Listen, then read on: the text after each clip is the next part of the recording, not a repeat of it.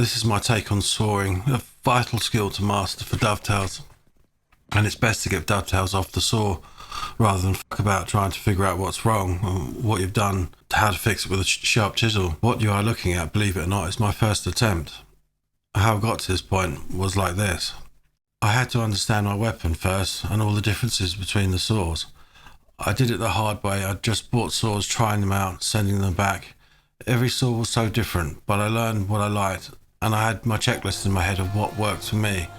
That checklist becomes apparent as you use each saw. 2 types of saws, cross and rip cut. No info to blow your wormhole open. They just different teeth, pinched outwards, which helps to remove the waste better across grain and with the grain. No need to get bogged down with all of that, but I will say don't go out and buy a cross cut and a rip cut saw. I'll just buy a rip cut saw for now. Most of your sawing is going to be rip cuts anyway. It's like this, you have the set of the teeth to look out for, and that's where the saw line will come from. And you have to aim and track the saw down your line. It's that simple. To be honest with you, you will have days where you can't saw to a line no matter what. It happens. It's just one of those things. I always do a test rip a couple of times before I take the saw to the workpiece. If I'm in the zone, great. If not, do another part of the job and come try another day. Do check both sides of your cut too, and always keep your sawdust. The most important part about sawing is how to hold that handle. Now, if you've ever touched a pregnant woman's boob, you know you're going to be on dangerous ground, right? If you squeeze, or if you just, any more than just a little touch, she's probably going to headbutt you. Well, that's kind of how you want to hold the saw. If it was my niece's hand, I'd just be holding it enough that if something happened to her, I could then, grab hold of it and nothing would happen to her. Don't vice the workpiece high. It reverberates around. It's no good for sawing. I suggest you set the workpiece with a square when you're starting out too. The most vital part of what your limbs are now going to learn is the muscle memory. So best to start out with things lined up perfectly, because later down the line you should be able to saw straight, laying on your side, upside down, or chasing the dragon. No matter what, it should just come. Something I don't understand is the pushers and the pullers. Is it just a fashion? Did you teach yourself a bad trick? I do, however, believe that if you're cutting dovetails fine with a Japanese saw, great, good for you, but I do feel that you'll probably set yourself for more problems up further down the line, because that saw handle, being so long, kicks out your elbow, so it's not in line and straight and directly down the top edge of the saw, which I think leads to more other problems later on. But really, it's simple. You just have to push. Same goes for a pull saw. Just pull. So to start with, you use your thumb and forefinger just to sort of guide the saw. Now cut on the edge, pushing lightly with hardly any grip on the saw really, and then bring the rest of the saw down to match a line. Don't progress to any other sawing till you can do this 100%. Just keep doing this, what you can see in front of you, so that's perfect. As you can see, a couple of them a bit on the PSA. Saw all those cuts off, mark more lines, and keep going till you can do it blindfolded, line after line. Practice, practice, practice. The next is the holy grail, sawing straight down. This is where you can spend days practicing, and I would suggest you do practice for days until you get this right. I wouldn't do a couple of hours, go away and come back to it another weekend down the line. I would just get yourself into that mentality where I'm not leaving this shed till I've cut a straight line, and a lot of them. Reason being is that you'll find you'll get frustrated and you'll get into the zone more, and you'll quickly become in that mindset of figuring out, where is it I'm going wrong? Is it my wrist that's slightly off? Is it how I'm standing? Is that slightly off? Is my arm not straight and in line with the saw?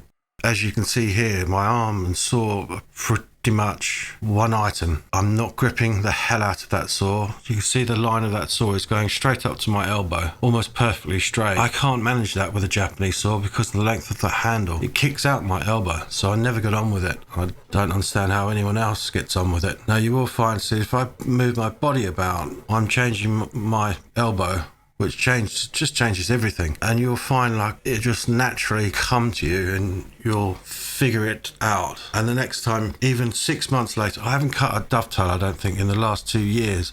And now I'm doing this video. It's literally like falling off a bike once you've grasped it. You just get straight in front of that saw and you can cut. But for some unknown reason, I don't know why, sometimes you just can't saw. And the really odd thing is I can pick up the Japanese saw and cut straight to a line perfectly. But once you're able to cut straight down to a line, you can pretty much cut at an angle. This part you're probably going to spend maybe a few hours on, and the next part only a few hours on, because it's just really a question of changing your body angle, making sure everything else is lined up like it was previously.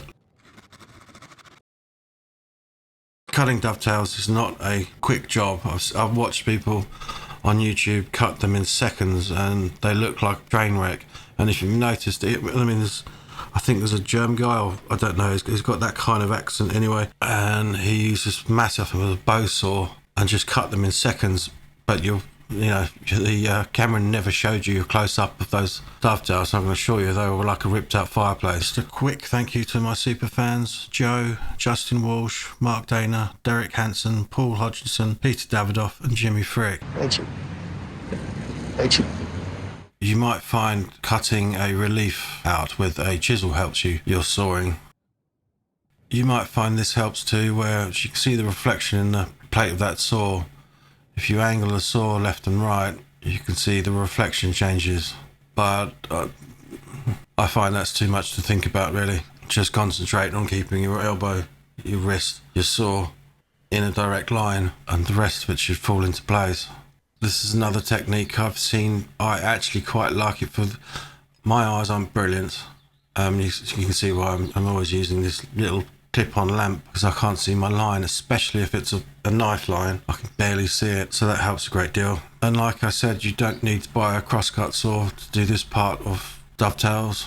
You can use the same saw. It's not wonderful, it's not brilliant, and it's not as good as a crosscut saw will give you, but it works. So when you've got to that point and you think, yep, I can do this, I'm going to throw you a curveball. Now go and pick up a nice thick piece of stock and try and do it on a thick piece of stock. You're going to find it's much more difficult, much harder to track that saw and keep it to your line. I thought, yep, this would be great, and I'll show you me cocking this up, but I couldn't cock it up even though I was trying. Funny how life goes. Now let's pretend I'm showing you two types of saws here. Which do you think is which? Which do you think you're going to aim better with? The reason I'm showing it to you like this is because I think there's quite a strong part of it is believing in the tool you're using. Having faith in that tool almost, for me, takes away about 50% of the job you're trying to do, which makes it easier for you to believe into yourself. I hope that makes some sort of sense to you. Another disadvantage of a Japanese saw is the plate's so thin. When you come at it with a coping saw, you're going to have to make another cut, which, well, it's not good. I mean, you've just ruined what you've just sawn. I have 3 dovetail saws. One's got a tapered edge to it. One's got a much bigger handle. One's got too many teeth. These are all things I discovered as I went along. And the reason you never see me using that saw is because it's got, I think, 20 teeth per inch. But the handle's fantastic. My fingers aren't all clamped together like the saw you're looking at now. It has too many teeth and it weighs more than that saw you're looking at now, which I love. I love the weight. I want the saw to do the work, not me forcing it into the cut, forcing it down the cut. That brass back saw is the reason it's got a brass back is for that weight. Now that bigger dovetail saw I've got there, one day I'll send it off and have the teeth redone to 15 or 12 TPI, and that would be my perfect dovetail saw. You're probably wondering what is a huge difference, but what I felt with this is Pax saw, I think 1796 or something, 20 TPI. When you're sawing, I don't find it makes any difference either with hardwood or softwood, but because the teeth are so fine, I feel like the teeth fill up with waste, and then the saw can't be tracked down the line because it is literally floating on waste. I've never been able to cut a straight line with this saw because of it. Now the reason I said keep your sawdust is because look, but none of us are perfect. I guarantee you, not every dovetail is going to be perfect, and you're going to need to be able to hide it somehow. This filler gel is a much better idea mixed with sawdust than glue, because it takes finish, and honestly, it's really difficult. You have to look really closely at the fix to see it. You might fancy buying a dovetail saw guide, you know, the magnetic type. You lose a hell of a lot of depth of cut, whatever saw you use, a Japanese saw or a Western saw. That's a lot to lose, isn't it? Pretending that block of wood is a magnetic dovetail helper, of course. I did have one of these guides. I was wondering if it would help make things faster, because I can cut without the guide. It didn't. I found it really cumbersome and irritating. And plus, what if you lose it? You know, you need to be able to do it freehand, really. Outside of that, two saws from the same manufacturer. Now you can see why I love this saw, because this is tapered. I'm obviously higher up than my bench is, so that helps me cut to my baseline on both sides of the dovetails without going too far. That's the only difference. Now, if you really fancy testing yourself, once you've got to this point, before you've cut any dovetails, cut the other side of your pencil line and see if you can make it down an inch without cutting that little bit of wood away, and keep your first dovetail. It's always nice to look back at that. Now, to any of you that hopefully I've inspired to go out there and try this, don't even attempt to cut a dovetail until you've got all your practicing out the way. Then when you think you've nailed all of that sawing, I want you then to do a dovetail, and I want you to post a photograph on my Facebook page of your first attempt.